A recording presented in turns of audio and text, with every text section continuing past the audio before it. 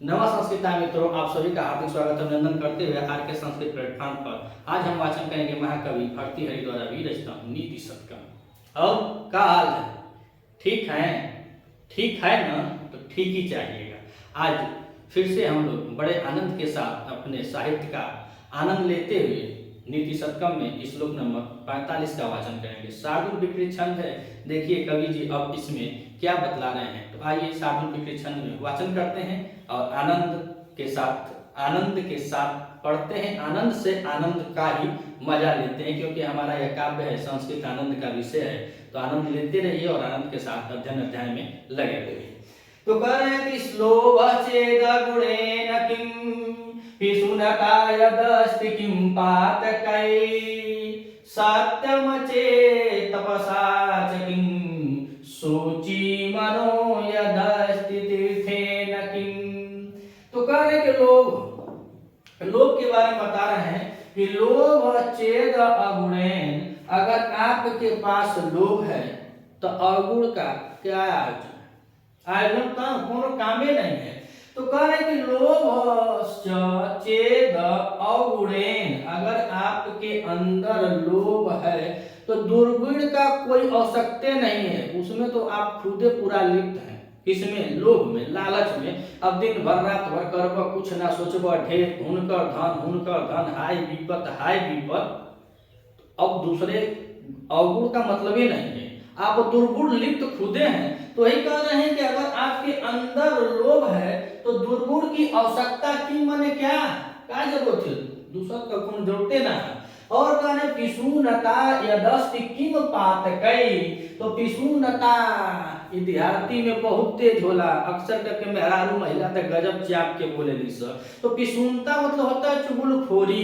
अखलियन मेहरारू अपने घर का एक दूसरे घरे जाके कहिए तोर पतो ऐसन है, तोर सास वैसन है, आ सास पतो है के चक्कर में पूरा घर होला बर्बाद। तो जब पूरा घर बर्बाद हो जाता है तो कहने की पिशुनता यदस्ति किम पातके, अगर आपके अंदर चुगलखोरी है तो पाप का क्या प्रयोजन है? पाप का कोनो मतलब नहीं है, उससे बढ़िया कोनो पापे नहीं है। जैसे बताया जाता है वाल्मीकि रामायण में कि धोबी के कहने पे पूरा अर्थात जो मंथरा थी उसके कहने पर पूरा परिवार तहस नहस हो गया था।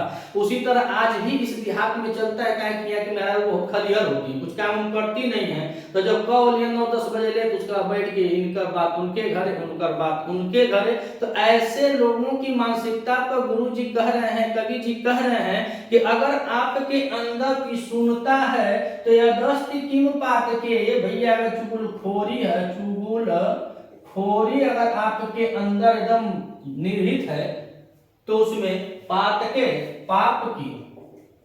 की क्या जरूरत है? पाप का कोई प्रयोजन ही नहीं है।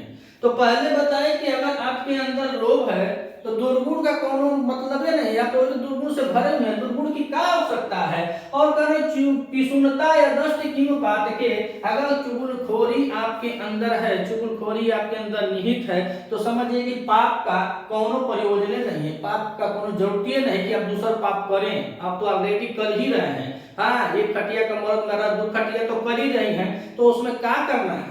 घर तो आप तोड़ ही रहे हैं, तो दूसरे पाप की जरूरत नहीं है। और कहना सत्यम चेत तपसा, अगर सत्य है तो तप की आवश्यकता क्या है? अगर आप सत्यवान हैं, सत्य हैं, तो सत्य तो उसी तरह दिन प्रतिदिन बेचारे प्रताड़ित होता रहता है झूठ से। तो वही कहने का अगर आप सत्य हैं तो आपको तप करने की क्या आवश्यकता है? कहीं जाएंगे तप करें, पूजा पाठ करें, उसकी कोई आवश्यकता है? तो सत्यम चेत तपसा, तो सत्य है तो तब की कोई आवश्यकता नहीं है। अर्थात सच बराबर तप नहीं, झूठ बराबर पाप। तो हम लोग पढ़ लिए हैं पहले से कि अगर सच है तो तप की आवश्यकता नहीं है। और कह रहे किम, क्या जरूरत है? अगर सूची मनो या दस्ति तीर्थेन किम, सूची माने होता है क्या? पवित्र। इससे पहले भी सूची शब्द आया था। अगर आप पवित्र मन वाले हैं, आपका मन पवित्र है तो तीर्थेन किम, तो फिर तीर्थ की क्या आवश्यकता है। मन पवित्र का मतलब ये ना कि खूब एकदम पोछ ओछ के चिकन कर रहा।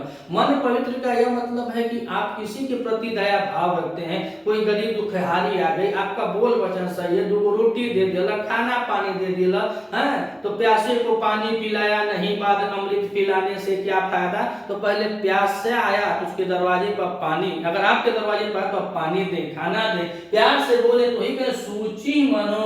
अगर आपका मन पवित्र है तो यदस्ति तीर्थेन किम, तो आपके लिए तीर्थ बेकार है, तीर्थ मत कीजिए। अगर आपका मन पवित्र है तो तीर्थ का कोई प्रयोजन नहीं है। और कह रहे सौजन्यम यदि किम बलेन, अगर आप सज्जन हैं, आप गुणवान हैं, सज्जन हैं, आपका विचार सही है, बोल वचन सही है, तो उसमें बता रहे हैं कि सौजन्यम यदि किम बलेन, यदि किम मने क्या, बलेन मने बले की सौजन्य है। तो अगर आप सज्जन पुरुष हैं, आपको बल का क्या आवश्यकता है। अरे बल तो उनको आवश्यकता है जो दूसरे को मोड़ी काटे तपने के चिवकी। तू जाके 2-4 जाने के मन ले रहो तो वो 2-4 जाने पहिया तो मरबे करिया। तो मार पिटैया का सज्जन हो तो तू झापड़ मार खा के पटा गई तो वो सज्जनता। लेकिन यहाँ दुर्जन लोग चापी के अगले श्लोक में गुरुजी बताए हैं कि दुर्जन लोग क्या सोचते हैं, अगर आप चुप हो गए तो आपको निर्बल, असहाय, कमजोर समझा जाता है, लेकिन वो सज्जनों का लक्षण है। तो कह रहे हैं कि अगर आप सज्जन हैं तो आपको बल की कोई आवश्यकता नहीं है। और कह रहे हैं कि महिमा यदस्ति किम मंडले, तो महिमा अर्थात आपके पास आप मुखमंडल प्रभावित है, आपका सम्मान है, आपके अंदर गुण है, वैभव है, प्रतिष्ठा है, कहीं आप जा रहे हैं, आप इतना चर्चित हैं कि आपके पीछे 10 लोग, छोटे से छोटे, बड़े से बड़े, आप लोगों के संपर्क जुड़ते हैं, आपका स्नेह प्रेम कर रहे हैं। तो कहने का महिमा है, आपकी आभा है, महिमा है, तो यदस्ति किम मंडले, तो आपको आभूषण की आवश्यकता नहीं है। खूब सोना चांदी लाद ल, खूब पहिल ल, कि वो आपसे बोल दे तो बोले के ढंग में न रहे। खूब 2 किलो का श्रीकर नटई में डाल लगे, उसी से आपका बातें विचार न रहे, वह आपकी शोभा नहीं। आभूषण से, वस्त्र से आपकी शोभा नहीं बढ़ती है। करे महिमा, अगर आपकी महिमा है अपने से छोटों को स्नेह प्रेम देने का, अपने से बड़ों का आदर कदर करने का, अपने के विप्रों का सम्मान करने का, अपने गुरुजनों का सम्मान करने का, लहजा बोली वचन अगर सही है, ऐसे आप हैं, ऐसे व्यक्तित्व के आप हैं, तो फटहो कपड़ों में क्यों चमकबो, फटहा कपड़ा में भी चमकबो। तो बताया जाता है कि यह जिंदगी का रंगमंच है, यह जिंदगी का रंगमंच है दोस्तों। वैज्ञानिक ढूंढ रहे हैं मंगल पर जीवन है कि नहीं, और हम ढूंढ रहे हैं कि जीवन में मंगल है कि नहीं। तो यही बात है कि अगर आपके पास प्रतिभा है, अच्छे हैं, विचार के अच्छे हैं, तो आपके लिए आभूषण कोई मायने नहीं रखता है।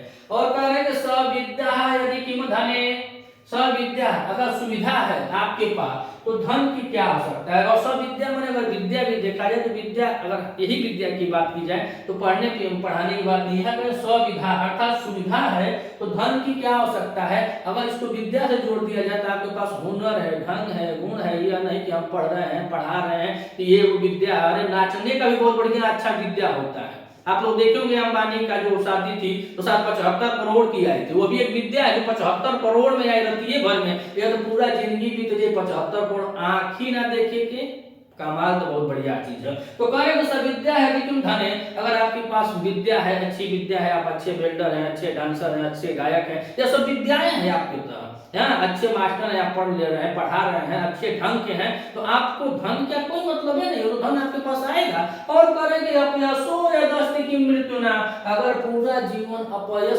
से भरा हुआ है तो मृत्यु की कोई जरूरतें नहीं, मृत्यु की कोई जरूरतें नहीं है इसमें। तो कह रहे हैं अपयसो यदस्ति किम मृत्युना, अगर अपयश, अपयश माने दुर्गुण होके, अवगुण होके, जीवन भर के मोड़ी कटले हो, रोज मार मार काट काट मार मार काट काट के हाड़ी उतरले हो, मतलब बहुत कुछ अपयश करके तो नियते जीवन भर खराब रहे को चोरा लिया तो पैसा कोनो गरीब मांग के रखले बा कल ले को सामने बेच दो, है कोनो झोपड़ी हमको डाल ले बा तो मजा के आके मार दो। तो इस तरह की अपयश अगर आपके अंदर अवगुण है, अवगुण है तो आपको मृत्यु की आवश्यकता नहीं है। आप तो रोज तिल मर रहे हैं, तिल मर रहे हैं, रोज मर रहे हैं, तो एक दिन मरने से बहुत कई गुना दर्द देता है रोज का मरना है।